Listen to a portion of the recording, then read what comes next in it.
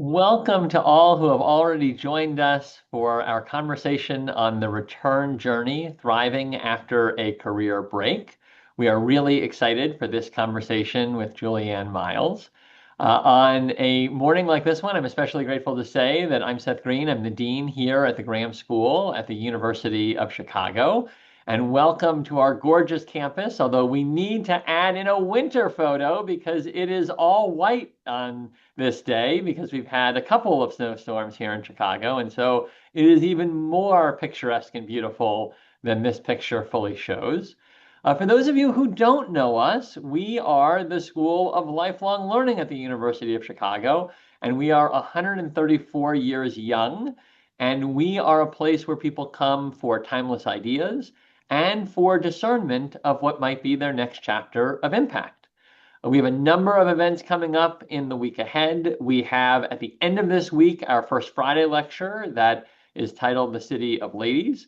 And next week, we will have a conversation previewing our class on the humanistic basics of productive disagreement, where if you want to learn how Antigone can help you to disagree better, you can come and join us. And then early in the new year, we'll have a conversation that is very complementary to this one on Re-Educated, someone who went back in midlife for education and went from being a columnist to a teacher. And she'll tell her story. She didn't entirely give up writing because she then wrote a book about her experience called Re-Educated that became a significant book and an award winner. We also have our holiday party coming up. So we hope you'll join us next week on Thursday. We'll have our holiday party at the Gleacher Center downtown. We have over 500 RSVPs. So this is your chance to see all of your friends in our lifelong learning community and to make some new ones.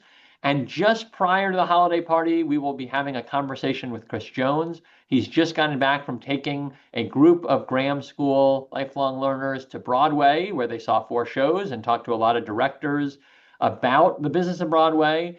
And he will be sharing fresh perspectives on that topic, both based on his own role as a theater critic and on that trip. And we will also be celebrating, most importantly, our incredible instructors. We have our 2025 Excellence in Teaching Awards and 4 outstanding people that we will be feting. But the reason that you are here today is to be in conversation with Julianne Miles. So I will add a spotlight there. Hello, Julianne. We are thrilled Hello, to sir. have you here.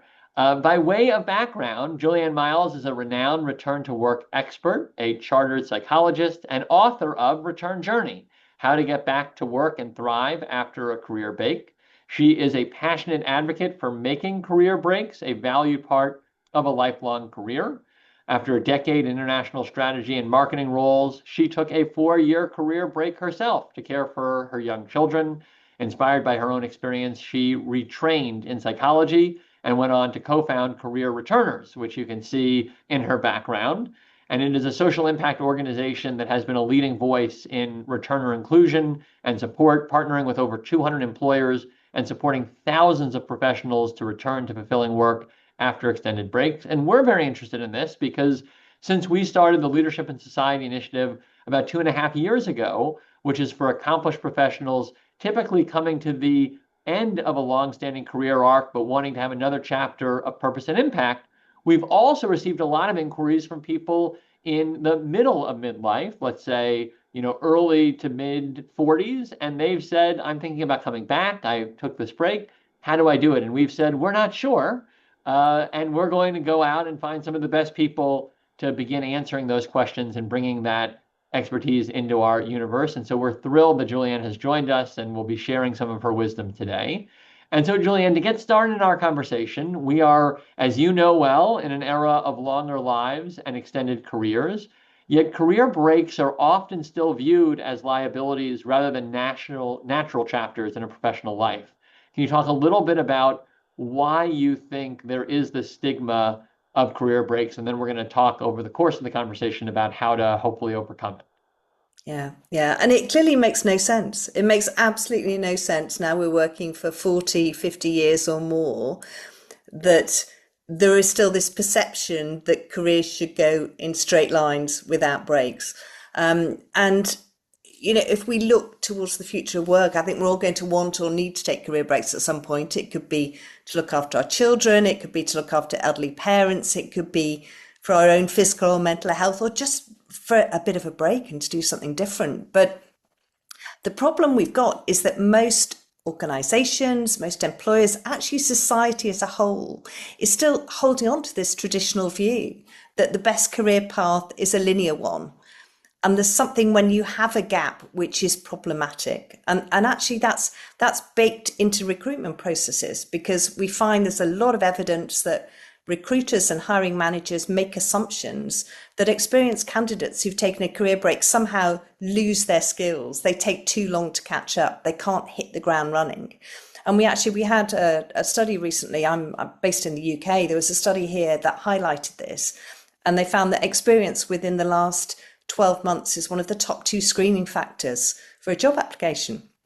So, and this negative view feeds through if you're a returner, because you're thinking, I've now got to hide my break or defend it. So this is what I'm working really hard to change.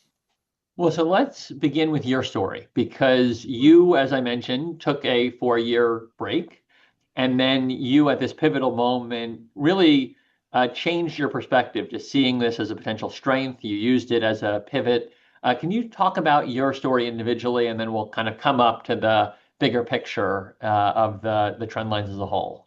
Yeah, and I think, the real genesis of my book, well, of Career Return as an organization and our return journey was my own experience. And I really remember sitting there. I'd had a 4-year break, as you mentioned, after a first career in corporate strategy and marketing. I had decided pretty quickly that I wanted to go back to work in some shape or form, but not, I wanted to do something a bit more rewarding with a bit more autonomy and flexibility. But I got really stuck as to what that might be. Hmm. And I remember casting around at the time for sort of sources of support and thinking there's nothing really here. And I felt quite isolated. And I flip-flopped. I had so many different ideas, but got absolutely nowhere. About 14 months, I remember I had this list of about 20 ideas, but got really stuck. And I think what got me out of it in the end was I took an evening class, and again, talking of lifelong learning, took an evening class on introduction to psychology, and I was like, I love this. This might be my thing. And I started to learn more. I took some classes. I ended up taking a conversion course and getting the confidence to retrain into psychology, which led to then me setting up my own career psychology practice, which then led, as these things do, in this winding path to me deciding that there was a bigger societal problem here in terms of people like me who were getting stuck, and most, or too many, who weren't finding their way back into fulfilling work like I'd somehow managed to do myself. Well, so let's now kind of come out of your experience and Mm. into some of the expertise that you've developed over the last decade plus, and that you write about in your book, Return to Work. And in that book, you lay out a 3-part map of how people can navigate this return to work. And you have the starting out phase, the finding what works phase, and then the thriving back at work. And so maybe you could give us a high level picture of that 3-part route, and then we can dive into each of those a little deeper. Yeah, yeah. And I think it is really important to have a roadmap, because I think it is hard and it's daunting, and there are challenges at each stage. Yeah. And I started out with this preparation stage, which is really about looking inwards. And that's to help you to get the confidence, to get the clarity to be able to move forward.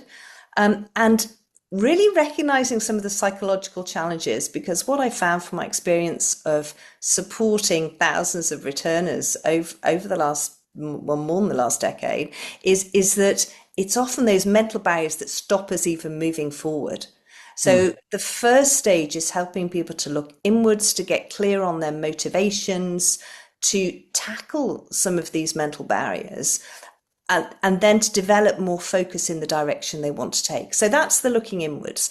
The second stage is a lot more practical. And it's easy here. There is a bit of a pitfall of not moving into the second stage, which is you spend too long on the introspection, you make your life a bit of a Yeah. research project, and you never actually do anything. So the second stage is about starting to look outwards, starting to really engage in active exploration and taking those actions that will get you back into fulfilling work. And then the third stage, sometimes we can forget about because we're like, okay, well, now I'm back at work, I've succeeded.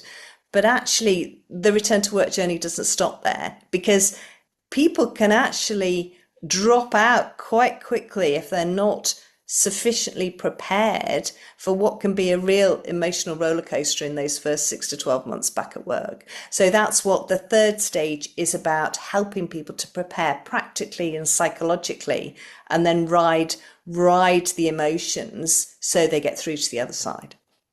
Well, so let's go through it a little more in depth. And let's start with your starting out phase. And you mentioned there's a lot about looking inward. Yeah. And so, can you talk a bit about some of the common psychological barriers you've seen at this stage where people are their own biggest critic or, they're in their own heads? And talk a little bit about what you've seen from an evidence-based strategy perspective, especially with your psychology background, and how people break through some of those hidden challenges within their own mind in this kind of first phase of return to work. Yeah. So the big three I'd say are loss of confidence, guilt, and perfectionism. And the one that needs tackling really up front, because I think it's the biggest by far. We do an annual research study of returners, and we found that around about 90% of people consistently say that they've lost confidence during their career break. Yeah. And they often don't voice it as I've lost confidence, though they just say, have I been out too long? Am I too old? Is it too late? I'm a different person now who'd want to hire me. And underneath all that is this loss of confidence. And you mentioned this bit about negativity bias and, the fact that we tend to focus and we tend to believe what these negative thoughts are and we over focus on those. So that's a trap in itself. It sort of compounds those feelings. And what I talk about in the book is unpicking this a bit and realizing that you haven't lost overall confidence on career break. You just lose a lot of what I call your professional identity. So it's this belief in yourself as a competent professional. It's this sense of, I am the same person. I've evolved, I've changed, and actually I've strengthened during this period. And I have a huge amount to offer an employer. So, but easier said than done. You can't talk yourself into confidence. So this is where the psychology comes in. And it's important to focus on your strengths. And really, it's easy to think about your weaknesses, what you can't do at this stage, but it's switching your mindset to think, what are my strengths? What are my strengths that I developed, come to me naturally? What are the strengths that I've developed during my career break? And that's where the field of positive psychology has shown us so much evidence that if we identify, if we leverage our strength, it builds our self-esteem, it makes us more engaged, and it makes us more likely to succeed when we're back at work. But again, it's tricky. So a real tip here is don't just sit there and go, what are my strengths? What you Right. need to do, get feedback from other people and actually go back and think about chunk your life up and think, what are your achievements through your life? And the joy about being in mid-age is that you've got so many achievements. You've got so much that you can draw on. And that's your evidence, or evidence of what you do well, what you're energized by. And you build on that. And I think that helps to build your inner confidence because you feel that you're getting that credibility and you're starting to recognize what you can take forward and what you can bring to an employer. And Julian, as you think about starting out, I'm curious as you think about the strengths you may develop over your career break, Yeah. are there recommendations that you have for people during their career break that can help them to be more ready and confident when they want to return? I realize that some people may find you at the point at which Yeah. they want to Yeah. return, in which case Yeah. it's not an actionable idea. But for Mm. someone who is about to begin their career break or is in the middle of it and thinking about, I know this time is going to come, I know these challenges, maybe are there things that people can be doing? Obviously, they can't be doing too much because then they may not be getting the break that was the Yes. intent. But Yeah. I'm curious if there are any high level tips there that you've seen over time that people can be engaging in to set up for that as well. Yeah. And I think one of the most important things is don't completely relinquish your professional identity. Yeah. So Interesting. keep a toe in. And that doesn't have to mean actually doing work, Right. but it's like reading your professional journals, having conversation, keep in touch with your old colleagues. Yeah. Um, just keep a little bit of interest if in knowledge in that. And it may be, again, depend on your circumstance of your career break. It may be that you can do some skill volunteering during your break. Yeah. But it's keeping that identity going, because I think that's one of the biggest challenges coming back if you've completely left it.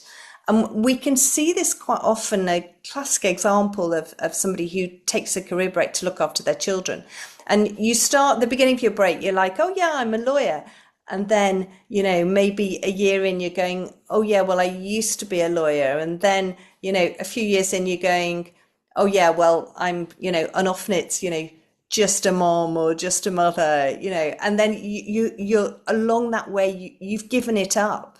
And then you're Yeah. like, that feels so long ago, that professional stuff, it's not even part of who I am anymore. But if you keep in touch with it, if you keep in touch with colleagues, again, super important for networking when you do want to come back and get a job, but it also Right. it keeps that Also, your sense of identity. self. Yeah. You know, it's so interesting, Julian. We had a conversation with Alison Gilbert, who looks at the science of relationships. And one of Yeah. the things she recommended is, for those people that you get to know in college or grad school, and then you become a parent and you have no time and you literally just, Mm, can't mm. make the calendar work once a year, once every other year, Yeah. Yeah. just a call.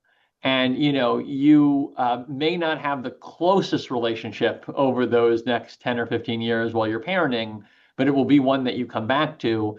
And if you have no call for 15 years, right, you lose that sense of identity of that relationship. And so, anyway, it's just interesting because it parallels from a very different context. And it's not that you Yeah. need to be at the same level of friendship that you may be earlier in life and later in life when you're in the midst of parenting and have no time left, but that you don't want to entirely lose sight of these because there's an emotional and identity component that you then lose potentially in this resource that could be really meaningful to you that you've invested in that you want to come back to later.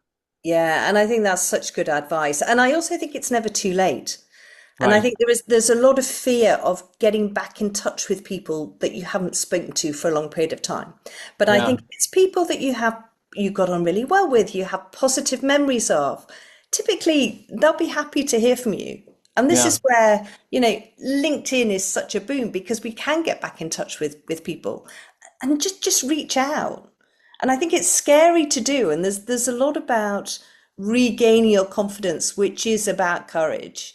And it's just getting out there, doing the things that that feel a bit hard, but don't feel that you've lost your network, because your network's still there if you really take those actions to reinvigorate it. Well, so part of what you need to do when starting out is you need to figure out how to overcome some of these really natural challenges. Another part I know, and you're a great example because you went back and trained in psychology and moved in this new direction, is to figure out, okay, who am I today, 4, 5, 6, 10 years later, and what actually energizes me and where do I want to head? And so can we talk a little bit about discernment from the perspective of where you may want to go, which after all these life experiences may be with some level of new direction? How do you help people to think about where they head next as they begin this journey into returning? Yeah. And I think it is a career break is a fantastic opportunity. And I think it is one of those few times in your life where you can take a step back and think, who do I want to be for the rest of my life? Mhm. And I think that's such a plus, but it's also hard. And I think we find some people who are like, I've no idea what I want to do now.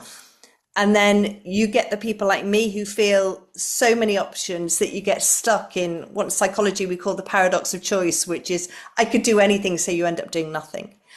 So Right. what I advise people to do is to start with, at this stage of looking inwards, what's going to make work fulfilling for you?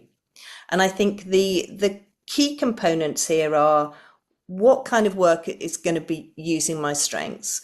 What am I interested in and what energizes me? And that's both in terms of what I enjoy doing. And this may have changed as well during your career break, and I think that's what's important.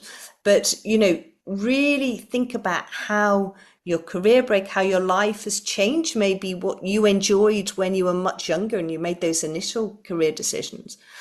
But also what's important to you now? What are your values? Do you want more purpose? What is it you want? What are your motivations?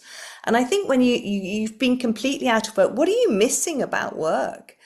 And clearly the financial importance is often a key component, but it's what else? What else are you missing from work? And make sure you're going to get that. So I think that's the start point, is what's going to make work fulfilling for you. Think about it like a jigsaw puzzle that you put together the components. You're putting together a bit of a decision matrix so you can evaluate some of the options that you're considering. But also, don't underestimate what feels right. And I think we can do this. And I think particularly if you're somebody who is very analytical, if you sort of really trust that the very sort of logical pros and cons of options, do also trust your instincts, because again, by midlife, you've got an idea about what works for you and what feels right. So trust that as well when you're thinking about options, and aim to narrow down to a manageable number of options, not the one choice. And again, this Right. is where let go of the perfectionism, which is I have to find the perfect path, which is yet another pitfall when you're coming back. If you can get very stuck trying to find the absolute perfect path after a career break. Find a couple of options which interest you, which energize you, and start to actively explore those. And that's what gets you along the right track. All right, well, so that is starting out. And then you need to actually, for most people, find work that Yeah, works. yeah, And yeah, so in your book, you look at how to tackle recruitment bias against yeah, returners, which you yeah, named as a major factor. And you've now worked with over 200 employers. And so can you talk a little bit about what's been the most effective way to help returners? And then maybe talk about your advice for organizations in yeah. how they can see returners not as a risk, but as a strategic opportunity. So let's start on the individual side. What can I do if I'm returning? And then I'm curious your tips for employers and how they can see with new lenses the possibilities that returners provide. Yeah, yeah. And I think as a returner, something that's helpful to know is about the psychology of luck. And I think psychologists who have researched luck have found that if you are open-minded, if you're creative, if you take actions to develop your networks and get out there talking to people, you create those lucky breaks. And I think often it is a lucky break that you need when you're going to be going back, particularly after a long career break. I think you do need to be creative.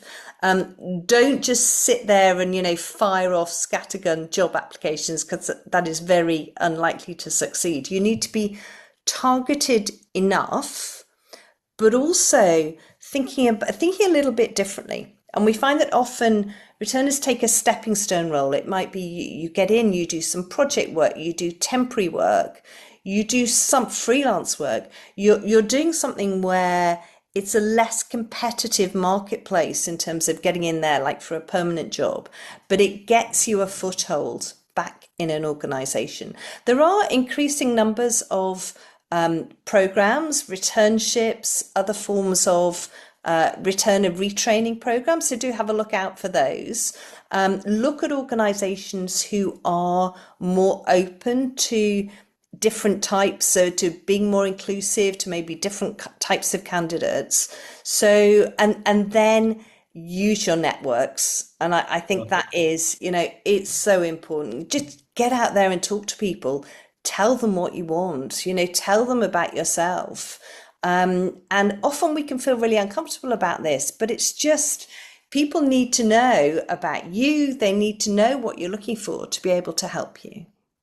And how do you suggest talking about the career break? I mean, I think there's a art probably to this where you're not apologizing for it, but there's an acknowledgement. Are you aiming to tell a story of, natural occurrence? Oh, a person fell ill, and so I took off to be with them for a period of time and I'm coming back. At what level do you explain that? I mean, maybe in full transparency here. I was a trailing spouse, and so I made Yeah, a couple of moves in order for my wife. She was on a postdoc and then got her yeah. professorship. And so, I footnoted, with a little Mm, asterisk on mm, my resume, like, time frame was dependent on being a trailing spouse. She's now a professor at Northwestern in her case, yeah, just so that it would kind of explain this and it would reduce curiosity of like, why was this person here for 2? Well, if a postdoc is 2 years and he's trailing, so I don't know if that's something that is appropriate, but I just share that as an N of one, that my aim was to yeah. kind of Explain. reduce, Yeah, reduce, the questions yeah, that people might have about that moment of transition. Is that yeah. something that you recommend in terms of Yeah, trying to provide a clarity absolutely. appropriate? Yeah, yeah, absolutely, Zeth. I think you need to own your career break. Don't try and hide it. Don't try and apologize for it or defend it or somehow feel there's anything bad about it, whatever the reason. And it's really up to you how much you want to talk about the reason. Clearly, in your case, it was easily to explain. If you might have a painful reason for your career break you don't want to talk so much about, that's absolutely fine. But what I will share here is my my concept of the career break sandwich, because I think this is really helpful for people when they're telling their story after a career break. I think it's important to reintegrate your professional self before. Yeah. Put your career break in the middle and then talk about what you want to do now. And Right. and the reason that that's important is that you don't want, in terms of when you're looking for another job, you don't want people to over focus on your career break. And I Yeah. can find that sometimes it's hard when you're going back because you talk too much about, you can get quite defensive about your career break. And actually, it's the important thing when you're talking about career break is to explain the reason, as you say, so it's not this sort of mystery gap on your resume. But it's also to talk about what your career break has given you, the skills you've developed, what you've learned. It might be adaptability, flexibility. It might be you might have done sort of specific learning during that period, all sorts of skills, resilience, a fresh perspective, the energy it's brought you, and then move on to what you want to do now. So I think that career break sandwich works really well. And I think you need to practice it and you need to refine it and tell it to Yeah. somebody else and think, am I getting the response that I want from somebody when I give them that story? Get feedback on it from your friends, your family, until it feels comfortable. It feels you're putting yourself across in the best possible way. So I think that's the story. The other thing I've recognized here, Zeth, is I didn't answer your question about About the employers. employer side. Yeah. Yeah. So, So let's talk about let's what do you come back to that. recommend to the company? Yeah. Exactly. Yeah. And I think, you know, the proof for employers is often when they bring returners in. Because as Yeah. soon as they start to bring in returners, they realize that they are bringing in some people who are they bring something different and special because of their career break. And I think their employers talk to us so often about the motivation, the energy, the fresh perspective that returners bring in. So, one employer said, the career break is like the secret sauce. I was prepared to ignore it. And then having had a returner in my team, I've realized that no, I actually value it. So, and that was joy to my ears. But to get returners, to get employers to that stage, really, first step is really highlighting what a fantastic talent pool this is. I mean, Yeah. within our network, the majority of people have 10 plus years of work experience. They have professional postgraduate qualifications. They have this incredible range of skills. And, they are a relatively untapped talent pool. So what organization would not want to access a fantastic talent pool? And then, to actually highlight to them all these great employers, probably in their sector, who are bringing returners and have benefited from it. So I think, we walk employers along the journey, and then we get them to try it out, and then things tend to work from there. Well, so you mentioned, Julianne, you can get the career, and Yeah. then there are challenges sometimes in thriving back at work. And so, can you describe the first 6 months back at work? You've talked about it earlier as an emotional roller coaster. What does thriving during this period look like in your view? And how do you know when someone has kind of gotten beyond that transition and moved from returner to returned, so to speak? And then I'm going to come to the many questions that are populating the chat. So this will be my last one. And those who have put in questions, please know we're coming to them next. Look forward to the questions. Yeah, it can be a really tough period. And I think it can be unexpected for people as well because they think, yeah, I'm sorted now.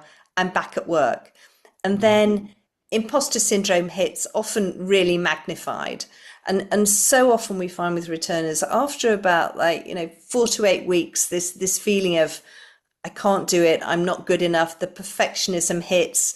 I should be more back up to speed. I'm failing at work. It might be also I'm failing at home. I can't do it. And that's a real risk point. And we can find that if people don't get support, and we always recommend to employers that they do provide structured support for people who've had a long career break when they come back in, because this is where it's tough, and you need to part of it is if you're ready for this when you're coming back in, you're less worried. You're like, okay, this is normal. I'm having these self-doubts. I need to write it out. You need to get support. And I think you need the people at home, at work, who are going to give you support through that transition. It might be just finding a buddy in your team, finding people, making sure that you might need to coach your manager to give you give you that feedback on your strengths, your weaknesses, to help you to develop, but also to recognize what you're doing well when you're back at work. So I think, and try and get the peer support. And I think don't try and do it alone. So I think that if you take those steps, then there is a moment often, and I think this hits people. It's like I'm not doubting myself anymore. I'm actually feeling I am back. I am stronger. I'm starting to not be concerned that I can't do what I did before. I can realize that not only can I do what I did before, but I'm better because of all these skills, this strengths, this perspective I've built during my career break. And that's the moment where it's like, yeah, I'm getting there. And I don't know if anybody, you're never completely there, are you? We have we have great days at work. We have days when we doubt ourselves. That's reality. But you have a point where you own that identity again. And I think that's the point you can feel, yeah, I'm truly returned. All right, well, I want to come now to the many questions populating our chat. And the first one is a really interesting and powerful one regarding keeping a toe in the field to maintain that professional identity. What about the case where the professional field that one was once in has disappeared? For example, international development with the closure of USAID and many people who have lost their federal funded careers here in the US. But more broadly, where there are significant changes in your profession. I mean, I even think of AI and how that's upending Yeah. many fields. And so you may be coming back to a very different field than the one that you left. How do you think about maintaining your professional identity in a context of what might be abrupt and meaningful changes or disruptions? Yeah, yeah. And I think this is the reality of working lives nowadays, isn't it? I think the first point is realizing things are changing so fast in most areas of work. that people are experiencing these feelings, whether they are in a job or not, that the world of work is changing very fast and that maybe their particular role in it might be threatened. So I think it is important to not be too rigid about your professional identity. And that's where some of the exercises that I talked about when you're thinking about what you want to do next, in terms of thinking about, rather than yourself as a job title, thinking about your strengths, your skills, your experience, and how that can be packaged up in different ways. And I think that, in terms of a career change, which you might well need to do, is never going to be starting from scratch again.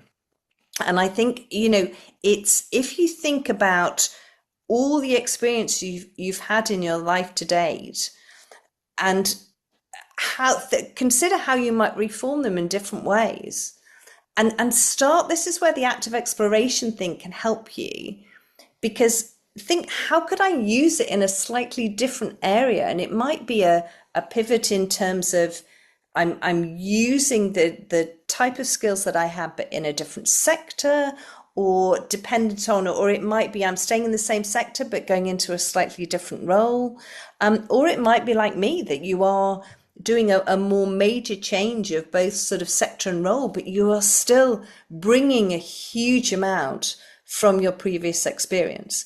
So I think that's just play around with it a bit. It's just, don't think that it's got to be all or nothing. And I think that's what we so often do. We're like, I can't do what I did before, so I need to start all over again. And I think, change that mindset. Think, how can I take what I did before and reshape it into an area where there are opportunities? Because we live in the real world here. We've got to look where there are opportunities, where there are growth areas, and put ourselves, you can use your career break as a way to reorientate yourself into an area where there are more growth opportunities. We've got a couple questions here about how to overcome what might be that interviewer bias set Yeah, against returners. yeah. And so let's start with one from Henu. How do you answer, what if a similar situation comes back in your life? So you say, okay, I took off because I have a child who went through something. I took off because I have a parent who went through something.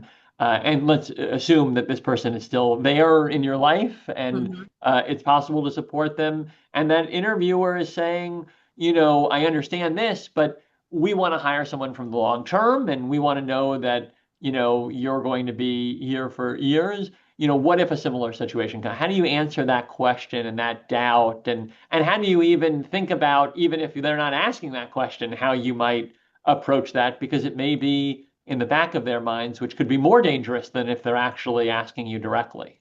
Yeah, yeah. And I think you do need to know that often these stereotypes are there, and these Right. concerns, even if they're not being voiced. And I think it's important not to feed into them.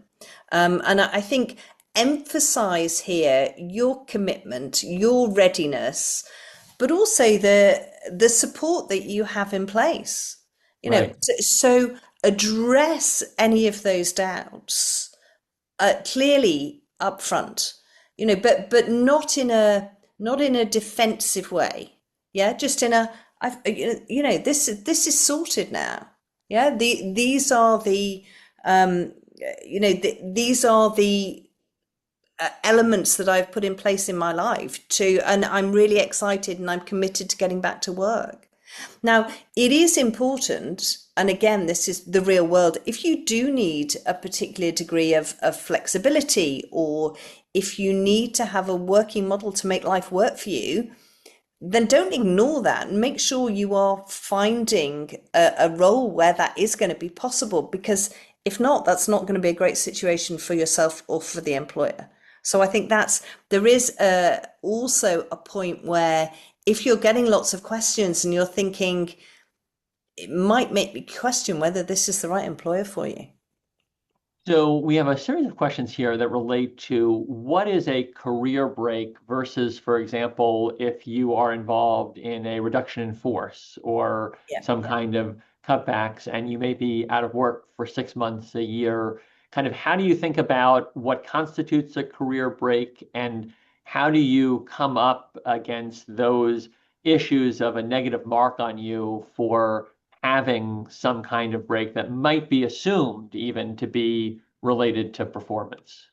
Yeah, and I think a career break could be for whatever reason. It could be for redundancy, and then things happen in your life. Uh, the important thing is to get your story clear, and don't recognize that you are in charge of your own narrative. And I think you need to feel comfortable with the story that you are telling. It needs to be, it needs to be based on reality, but you don't need to tell absolutely everything about your story. And I think you need to work to create a narrative that you feel comfortable with. And we are in a world where there are so many redundancies. This is not a black mark on you. If your career break started because of redundancy, talk about that, and then talk about what you've done during your career break. And again, it's back to this bit about thinking about what you can put forward about your career break, whatever the reason, which has grown you as a person. In terms of all those skills that employers need nowadays, we just talked about the world of work changing so fast. Adaptability, identity shift, being able to cope with changes is a huge plus for an employer. And your resilience, the ability to embrace a new identity is a really important skill.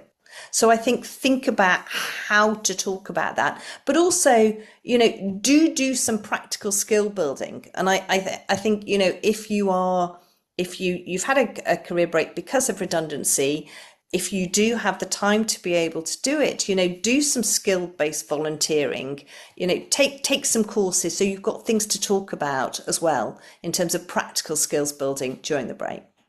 And there's a question here, so I'll ask it now. It's a little lower down about volunteering and how to present that.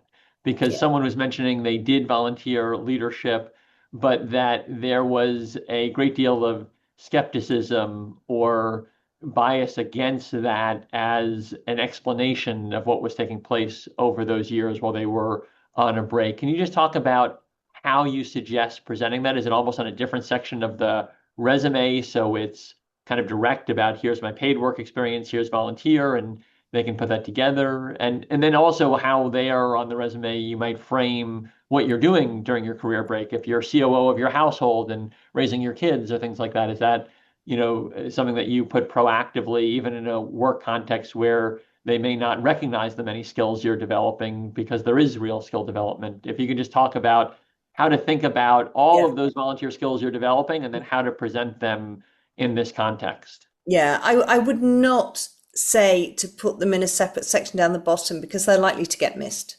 Yeah. So we recommend career returners is to have a career break section, and then put a few bullet points in that career break section, just as you would if it was a job. And if you've done skill volunteering work during that period, then put that in there and talk about what you've actually tangible achievements in your volunteer role. But also say if you've relocated, if you've learnt new languages, if Yeah. you've advocated for your child with special needs, whatever it is, that has, if you set up a small business from home whilst being on your career break, don't underestimate any of those skills and how you've developed them, but just put them simply and clearly on on your resume, and then move on to your experience from before. Because again, you need the Right, you employers, want the when they're looking sandwich. at your resume, to not see a whole page about what's happened in your career break and actually not see what happened before that. And there's another tip in there, because sometimes people do small scale work and they put a lot of like junior jobs and on their resume, and that is the focus of the recruiter rather than seeing what they did before. So that Yeah. undersells you. Yeah. So I think you need to sort of put that in there, but treat it's fantastic. And again, value your leadership work. And I know one employer said to me, "Should I've had volunteer leadership roles, and nothing is harder as a leader than actually motivating a team of people who aren't being paid to do these tasks that I'm asking them to do." So yeah, Right. you need if you frame it that way, then often you see the light bulb moment in the person you're talking to because I think they're like, oh yeah, that is hard. Yeah. So you need to value it yourself and then be able to put it forward in those interview conversations. You mentioned earlier returnships as a model. Do you have examples, and how would you pitch or secure this type of opportunity? Yeah. So a returnship is it's like a high level paid professional internship that's been developed specifically for people who've taken a long career break. And a number of big employers, a lot in financial services, people like Goldman's, people like JP Morgan, some of the big tech companies, but also some organizations in public sector across the board run these programs now. So, a simple online search for returnship should draw up a number of these programs. And what you're doing in that stage, what's fantastic about this opportunity is the career break is a requirement for the program. So you are competing against other people who have also had career breaks rather than people in the open market, which is fantastic. And ideally, in most cases, you will get some form of support through the transition and a high likelihood of a permanent role at the end of it. It's not guaranteed with a returnship. They tend to be somewhere between like 3 to 9 months. And with well-structured ones, there is a high likelihood of, we get really high conversion rates. But in terms of how could you pitch that yourself? I think the Yeah. concept of it is what employers like about a returnship, and it's back to this, this concern that they have about you. You're a bit of a risky candidate. They think you're Right. great, your CV is wonderful, but they're not. They're like, okay, you've been out of work for a long period of time. Where are you going to fit? How's it going to work? So they get it's a try before you buy. Yeah. Right. So Yeah. if you look for opportunities out there in the marketplace which give you that similar opportunity, if you're looking for maternity covers, if you're looking for fixed term contracts, then from an employer's perspective, they get that similar sort of testing opportunity and it gets you a toe back in the water. So I think that's a better way to do it rather than try and pitch the concept of a returnship. Look for the returnships that are out there, but also then if it's with an employer, and again, fantastic way to do this is go back to your old employers, your contacts, see if they've got any project work. Just Yeah. sort of put yourself out there as I'm really interested. I want to get back into this. If you've got any projects I can work on, I'd be really interested to do that. And sometimes even the concept of work experience, as long as it's not for too long, it's just to get your toe back in the door. Well, Julian, this has been a phenomenal conversation. We are so grateful for your joining us virtually, and we really admire the work that you've been doing to build this really important way back into work. It's something that helps our labor market ultimately activate all of the talent in our economy. And on an individual level, it's obviously transformative for people to be able to regain their professional identities and purpose and to be able to put into action all the things that they want to do with their immense talents. So, as a school devoted to lifelong learning, we could not be more grateful for the chance to speak with you. And as you saw in the chat, there is immense gratitude from the people in this conversation, and many of them actually figuring out trying to order your book from abroad because it would be so valuable. Thank you again for your time, and we look forward to continuing the conversation. And thank you all for joining us and for the really thoughtful questions that you raised for Julianne throughout this conversation. I hope everyone has a great rest of your day. And in your case, Julianne, I hope you have a great night in London. Thank you so much, sir.